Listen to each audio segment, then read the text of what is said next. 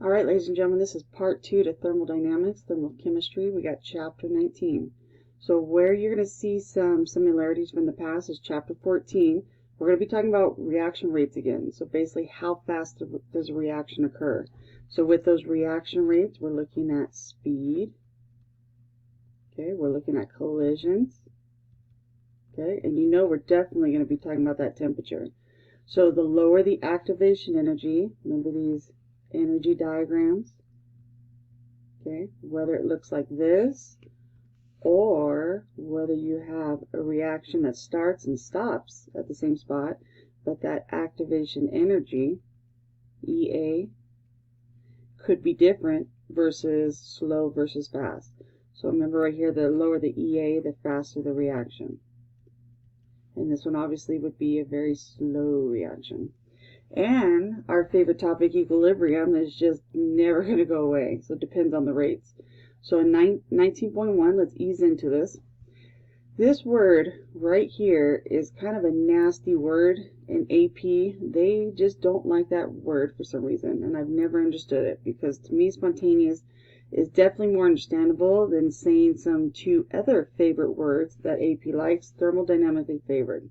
We're looking at, when thermodynamically favored, we're looking at the favored of the heat process. Is it more favorable to add it, or is it more favorable to lose it? Okay, so these are the two words.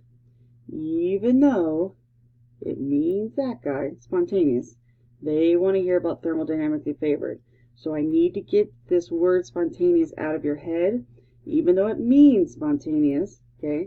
But the point is, all exothermic reactions are thermodynamically favored, okay? So that means it'll happen on its own. And you got to remember, the whole point of exothermic, it's about losing that heat. It's easier to lose than it is to gain. So the point of chemical thermodynamics, thermal chemistry, is the concern with that energy relationship in that chemical process, in that chemical reaction. So it helps us explain when we have A goes to B and B goes to A, it explains this. And this is where equilibrium comes in. Why is one process favored over another? So back in the day, in chapter 15, we talked about how it favors the products or favors the reactant, so it's going to shift to the other side. Why does it actually favor one side over the other? So now, here comes why it does this. Okay, so in chapter 15, you learned why it favored it. I'm sorry, in chapter 15, you learned how to figure out where it got favored, but now why does it favor it? So a couple review from what we just did. We consider entropy, okay, so capital H, heat transferred from system to surroundings during constant pressure. And this is where our favorite coffee cup lab came in. Okay, and when we had coffee cup calorimetry, that we knew that our delta H equaled Q. Okay, so entropy is all about heat. It's the one time you can talk about endo and exo. So if I ask you about delta E, is it endo or exo? You can't do it with delta E. Or work, or pressure, or volume. It has to be all about that heat. Okay, so endo versus exo. So we had this equation, okay, delta H equals delta E plus P delta V. So we knew that delta E is Q plus W. And we know that P delta V, because that's why it's constant pressure. You don't see a triangle next to that pressure right there. We knew that P delta V was negative W. So when we put this into the equation, that's how it got us to here. And then we used the specific heat equation where it was Q, mass, times specific heat, times delta T. Okay, so we were able to use it in our coffee cup lab for that. We have a beautiful new letter coming in, and it's all about this chapter, entropy. Students always see that capital S and they want to correlate it to spontaneous. It's got nothing to do with that. Okay, entropy is about measuring the disorder of the reaction. The more disorder, the better. Okay, we want chaos. Okay, because that means we got collisions, and the more collisions, the better the reaction. So we call that the first law of thermodynamics, energy is conserved. Okay, And for that one person out there in the world, not preserved, it is conserved. So that's where we got our first equation right there. Students always think this delta H equals delta E, P, delta V is the first law of thermodynamics. No, it's not. It's that law right there, that energy is conserved. So where delta E is called internal energy, we already know Q is heat by now, how it's absorbed by the system from the surroundings, and that W is the work. Okay, so how is it flowing in and out? So when you guys were doing those diagrams, and we would draw like these boxes, pay close attention not only to the direction, but pay close attention to the size of those arrows. Okay, so if I change the size of this W arrow, maybe I make it like this. Okay, that means you actually have more heat coming into the system, and you have less work being done on the surroundings. Okay, so you definitely, when you plug that in, your delta E is Q plus W. Now we know our Q would be positive, our W would be negative, but that Q is a much bigger value than that W. So in the end, even though when you subtract, it's going to be a smaller number, but it's still going to be a positive value. And that means that the energy is positive. If that Q is positive, then that means endothermic. But he is the only one you can look at for endo and exo. So what is all this about this thermodynamically favored? Okay, so a process that happens without any outside intervention. That's the key to this. Is you cannot put any type of influence or stress on it to make it happen. So we call that thermodynamically favored. So like for example, when you have two eggs that drop, they're going to spontaneously break. It's going to happen. Okay, regardless if you put them close to the table, whether you put them far apart, the distance, they're going to break. But the reverse process, the two eggs leaping back into your hand and going back into the shell, well, that's definitely not thermodynamically favored. Okay, so we know it doesn't happen. Rusty nails, when you get that iron and it reacts with that oxygen because it's just surrounding it, you're going to get that rust, iron oxide. It's going to happen regardless of who that iron is or how pure that iron is. It's always going to rust because it's always surrounded by that oxygen. And gas is expanding. I put this picture in here because I wanted you to understand this. If we have gas A and gas B and it's a closed valve that we saw back in chapter 10, it's called a stop valve. When I open it up, gases will always mix. They will always mix, not only always mix, but homogeneously. Okay, as we studied those gas law properties in chapter 10. So if I had 1 atm over here and nothing over here, evacuated just means empty. Okay, this gas is going to come travel over here and it's going to go back and forth till eventually you hit what's called dynamic equilibrium. So I'm going to still have that 1 atm. I just now have it in two locations. Okay, so gases will always spread spontaneously. Sorry, I use that nasty word. Thermodynamically favored. Okay, they will always spread without any outside intervention. Now, I always get that student will say, Rodriguez, you had to open the valve, so you actually gave it some help. No, okay, I gave it help by just opening it. I didn't do anything to make the gases expand. They did that on their own. Okay, I just opened a valve and just let them do their thing. But in order for you to actually put a stress in it, you would have to change temperature or pressure or volume or moles or anything like that. And the key one that we're going to be messing with, it's the temperature. Okay, so most, I wish I could say that word always, most thermodynamically favored reactions are not only exothermic, but they happen at their own rate. And that's where kinetics sneaks into this. The only one that we actually say is thermodynamically favored, but it's actually endothermic. It's melting ice. But you have to be very specific when you're talking about melting ice. As long as that melting ice is above That's 0 degrees Celsius, because you always have to remember about water's properties. Above 0 degrees Celsius, it is thermodynamically favored. However, in this case, it is endothermic. Okay. The other process, taking that liquid and going to a solid, okay, if I still have it above 0 degrees Celsius, it is not going to happen on its own, okay, because that temperature is too high. It's never going to get to the solid because the temperature is too high.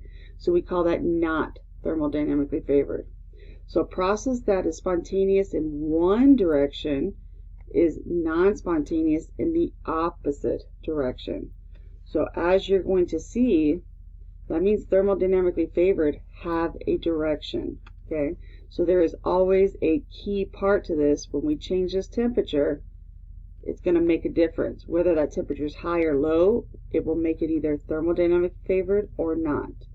So you're going to see some values in here. We talked about state functions before, and state functions depend on just the initial and the final, not how they got there. Okay, so we've seen like some delta T's and delta V. We saw delta H. Now we haven't seen change in pressure, but we've seen pressure. We've seen delta E. All of those are state functions. Not state functions would be like heat, work, pressure, temperature, volume. And I know you're like, well, Rodriguez, you just put temperature and volume over here, but I didn't say change in temperature. I didn't say change in volume. So it has to actually change for it to be a state function. Okay? Reversible and irreversible. Now, children, you've done this for several chapters. Okay, it's called equilibrium. A reversible process versus irreversible. So we can conclude that it's I almost said that nasty word, thermodynamically favored reactions, they have a direction, okay, which means it actually matters how it got there. So a reversible process is one that can go back and forth between those states along the same path. So basically, that's basically saying that it's not a state function. As in like reversible and irreversible. I'm not talking about spontaneous or not. A reversible process restores the system to the original state. Now that is very important, ladies and gentlemen, because when we do have a reaction, remember back in the day, those beautiful things called ice charts, if you started with 1 molarity and then your products were 0, you lost some of him, you gained some products, but in the end, that molarity was not 1 anymore. You actually had less than 1. But for a reversible process, it's saying that the system actually gets restored back to the original state. The path taken to the original is the exact reverse of the forward.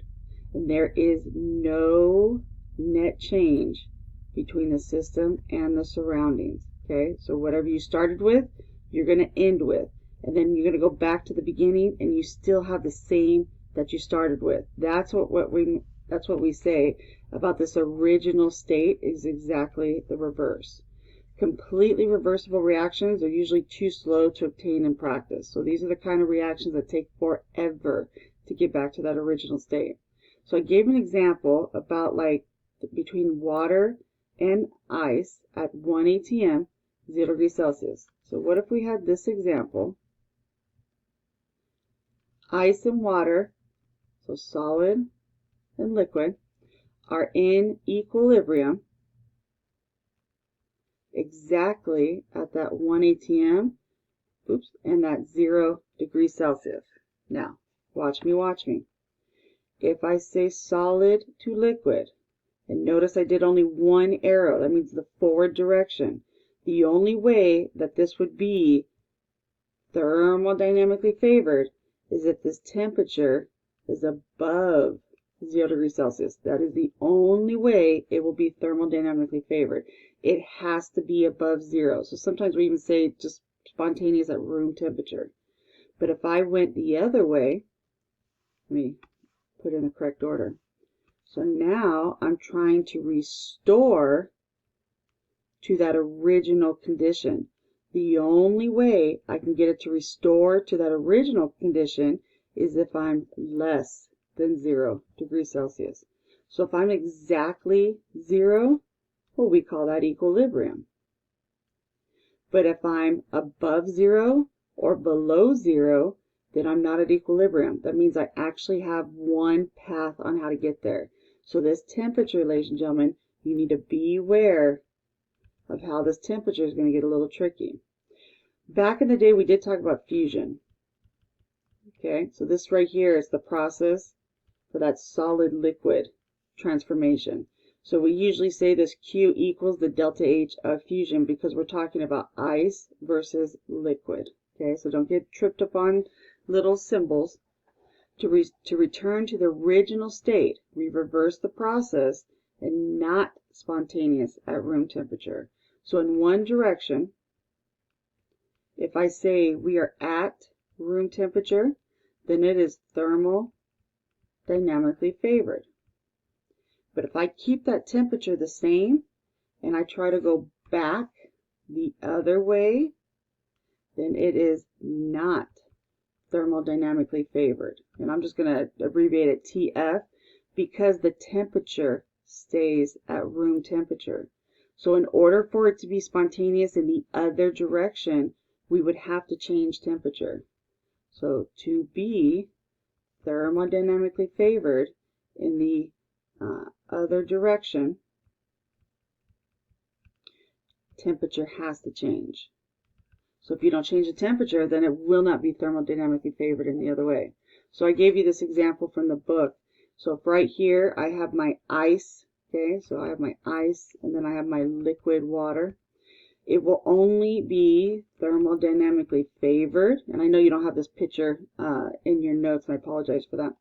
Thermodynamically favored if that temperature is greater than 0.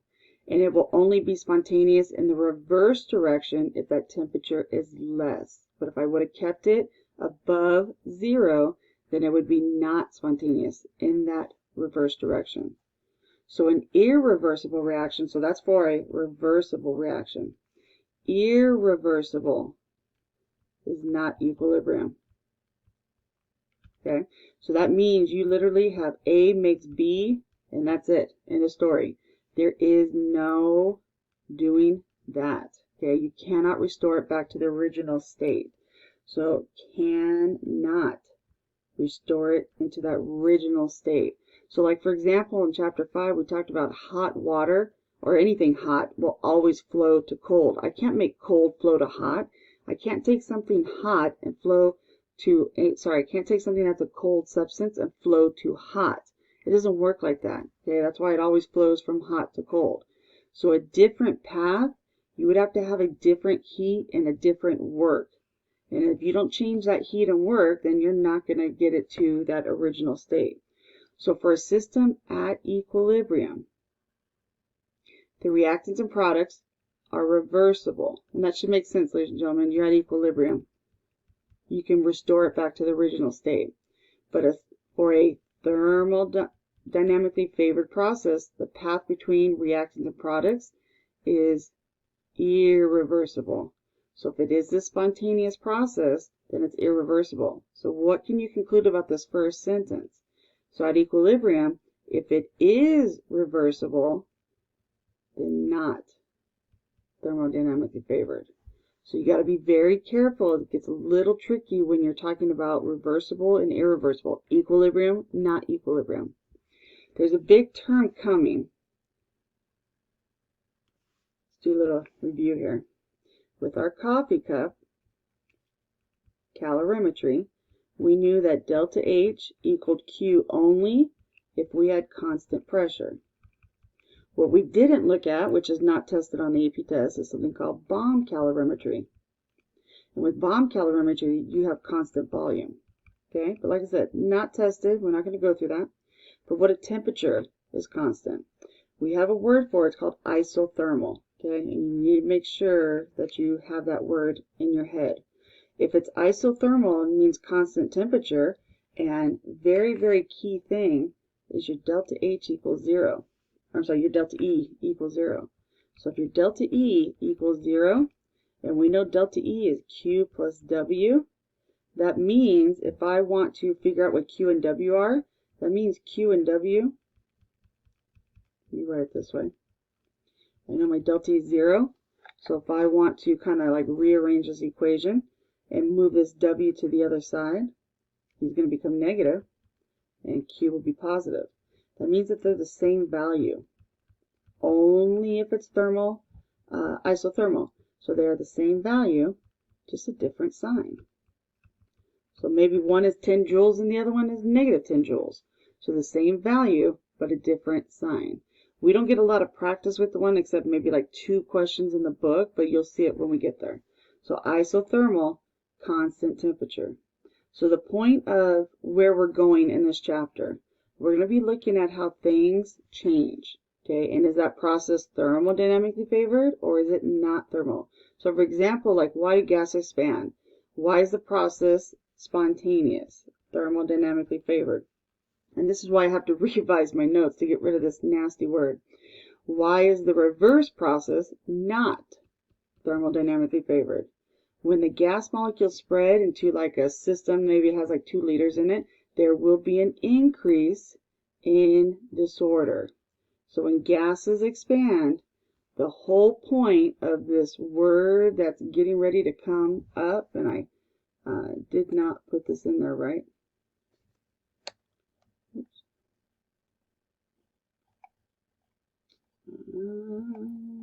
Just give me a second. Yeah. Oops. Bad spelling there. Intro. I put a O. There you go. All right. Entropy. So this new value is called capital S. Entropy. And when you have gases expand, not only is it thermodynamically favored, but the more they expand, the more disorder that they create, the more randomness, the more of a better reaction. And with entropy, when that system increases to be this thermodynamically favored, that means you have a lot of disorder and a lot of chaos, a lot of randomness. So we're looking for reactions that are going to create this disorder. In 2019, the very first question, which you're going to see it when we start practicing these AP questions, it wasn't the word disorder that caused the problem when students, and this is AP talking to you, AP tip here, okay? Students love to use this word, but they don't really explain it properly when they're talking about disorder. It was the fact that the student had failed to mention anything about the particles. So by you just saying the reaction created disorder, and that's it, period, no, you get no points for that. You have to talk about how the particles are in a state of disorder. So simply mentioning that dissolving a solid into water, so taking this solid, whoever this substance is, dissolving in water, probably creating some ions, we'll call it like X and Y, creating this aqueous and aqueous, negative, positive, negative, whoever they may be. By taking the solid and putting it in water leads to an increase in disorder. And if you did not discuss how the particles actually are disordered, you lost the point, okay? So teachers, when they teach this, they're always trying to throw into the student's head about disorder, randomness, disorder. But why is it disordered? And that particle movement, the more particle movement, that's what leads to an increase in disorder. So the more you have movement, the more disorder. So the dissolution, okay, the dissolving process, the example that the particles were mentioned in each example. So AP right here, these were some of the things that they saw. The dissolving of a solid takes a state that is highly ordered to a state that is highly disordered. Sorry about the little spelling there. The student even drew a picture of small circles that were close together and then small circles that were spread out. That was good. Okay, so remember, ladies and gentlemen, you can even draw pictures to explain it, but you still have to bring some explanation with it. So there's more positional probabilities for a liquid than a solid. That's what they wanted to hear. And you're like, wow, that's like pretty like detailed. Yes, that's the point, ladies and gentlemen. They don't know you. They have no clue what's in your head. So whatever you're thinking, you got to get it on paper. So particles move more freely around as opposed to solid forms. So the system has more disorder. Good. Even though it's one sentence, ladies and gentlemen, very simple sentence, but you still talked about how the particles and how they move. So in a liquid state, you have way more movement than a solid state. A solid turning into a liquid, so there is more chaos and disorder between the particles. Good. When going from a solid to aqueous form, the particles are less compacted and more spread out. Good. The solid urea, that was the chemical that we were talking about. Urea and water became aqueous, and from the solid to aqueous, the particles became chaotic, static, anything to that. These are all good reasonings. So my point is, ladies and gentlemen, you get no love from me either if you don't mention the particle movement to try to bring your explanation of disorder into it.